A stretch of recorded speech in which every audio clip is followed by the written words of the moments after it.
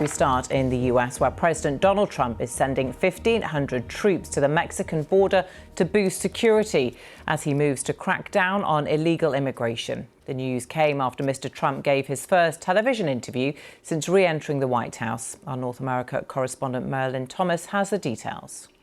Mr. President. Thank you.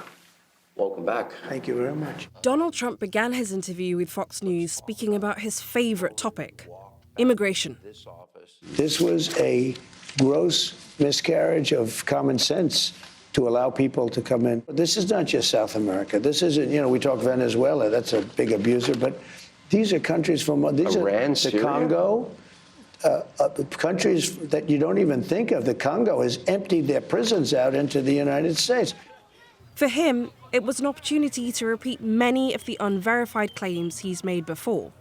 It follows an announcement that the Pentagon is deploying more than 1,500 troops to the US-Mexico border to beef up resources, as well as providing air support to help deport undocumented migrants from states like California and Texas.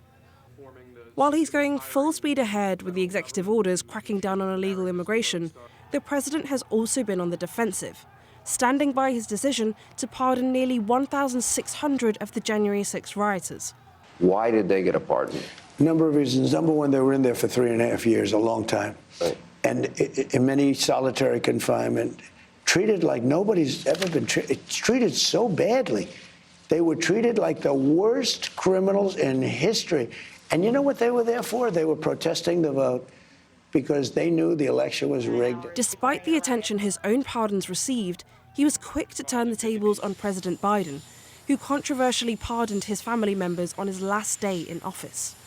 The precedent that he set on pardons is amazing. That's a much bigger story, but people don't like talking about it. He pardoned everybody, but he didn't pardon himself. Aside from issuing executive orders and pardons, Trump is also considering what to do about TikTok. The social media platform's time is running out as it faces a ban in America over alleged national security concerns because of its Chinese parent company. But Donald Trump doesn't seem so worried. We have our telephones made in China, for the most part.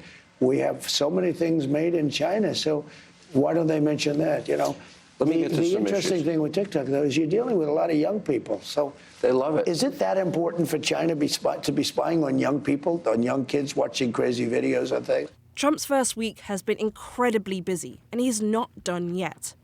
In a few days, he'll visit California, a state deeply affected by wildfires that are still raging.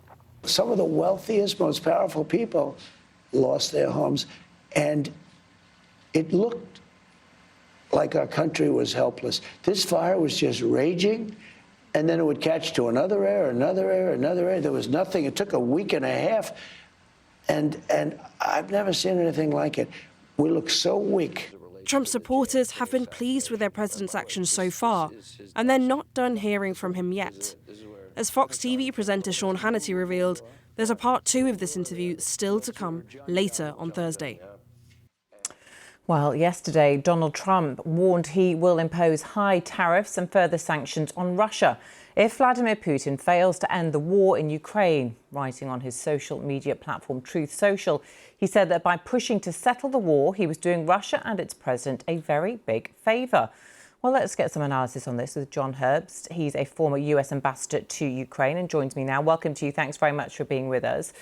Prior to taking office, Donald Trump did say that he would end this war in 24 hours, didn't he? What do you make of this threat to Russia? What impact could it have?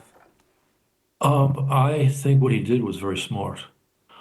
He poured cold water on expectations in Moscow that he would be easy on Putin and let Putin win in some fashion its war of aggression against Ukraine.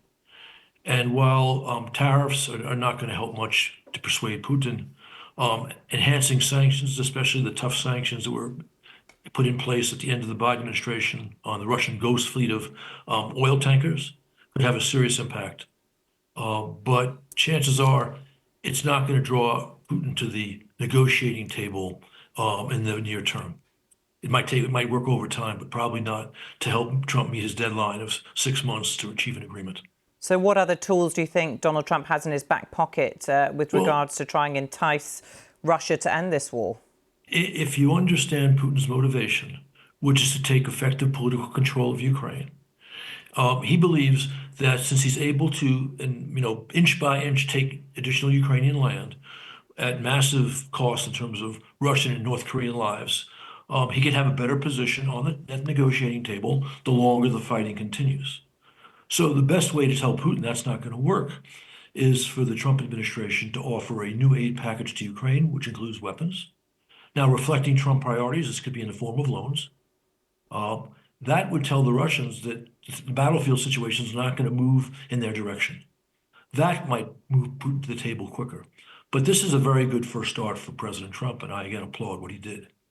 When it comes to negotiations between Russia and Ukraine, which inevitably is where this conflict will end, to bring both parties to the table, Putin has repeatedly said he's prepared to negotiate an end only if Ukraine accepts the reality of what he says Russia's territorial gains, currently around 20% of its land. Will Ukraine accept that? What's its starting position, do you think?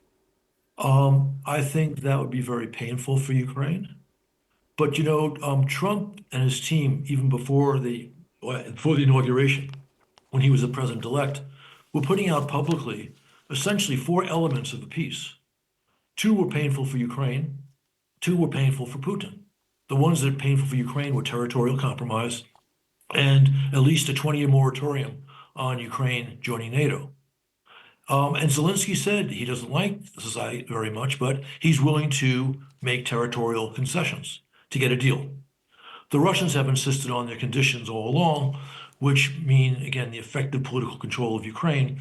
And Russian commentators and even officials, including Foreign Minister Lavrov, have trashed the terms that the Trump team put out, which is why President Trump said accurately yesterday, the Ukrainians have indicated a willingness concretely to compromise. We've seen no such willingness on the Russian side. OK, John Herbst, former US ambassador to Ukraine. Really interesting to get your analysis. Thank you for being with us. My pleasure. Thank you.